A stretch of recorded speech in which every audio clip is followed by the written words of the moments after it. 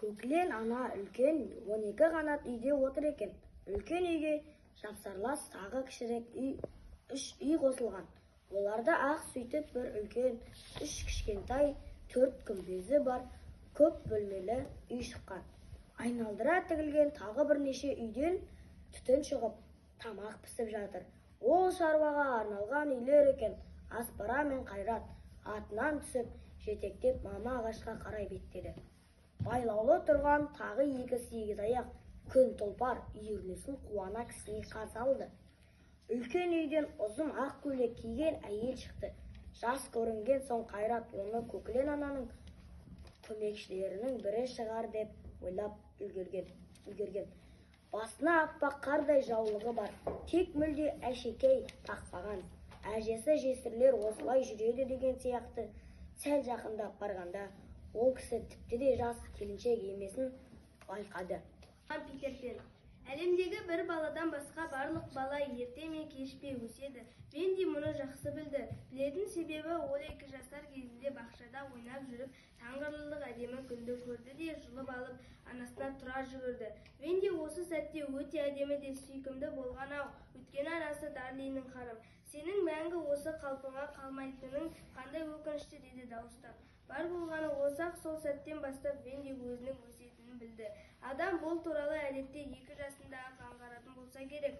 Вендидің анасы ерекше жан еді. Біріншіден ол өте сұлу болатын, екіншіден оның оң жақ иегінде білінер-білінбес бір құпия күлкі жасырын тұрғандайды.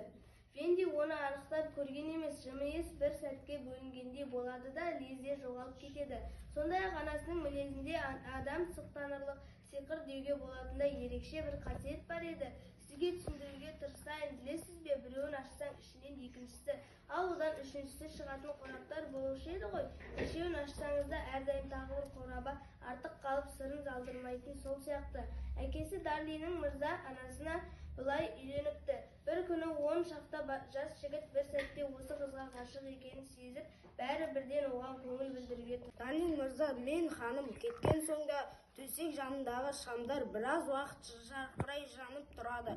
Осы бір өте сүйкімді шамдардың ұйықтап кетіп, Питерді көрмей қалғаны қандай өкінішті. Бірақ Венди төсегінің жанындағы түнгі шам кенет жыпылықтап тәтті есігінен сондай басқа екеуінде де қоса маужыратпай ақыры есініп болғанша үшеуі де сөніп қалды. Енді бөлмені мүлдем басқа түнгі шамдарымен есе жарық сәуле жарқыратып жіберді. Біз ол туралы айтып отырған дәл осы сәтте ол көмілдеп барлық талаптарды аралап шкафтың тінтіп Питердің көлеңкесін іздеу үшін ондағы барлық қалталардың теріс қалдырып қарап шықты.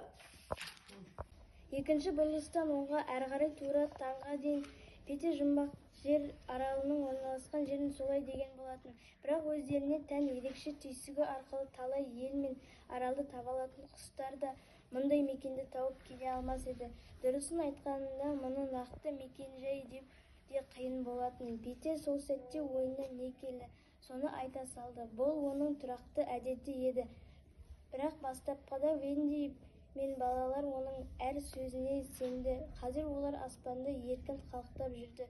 Тіпті қоңыраулы мұнаралар мен сүйір ғимараттарды айналып ұшуға да ерінбей, әлгінде ғана өз бөлмелерінде ұшқанына қуанғандарын еске түсіріп өзара мәз болысты.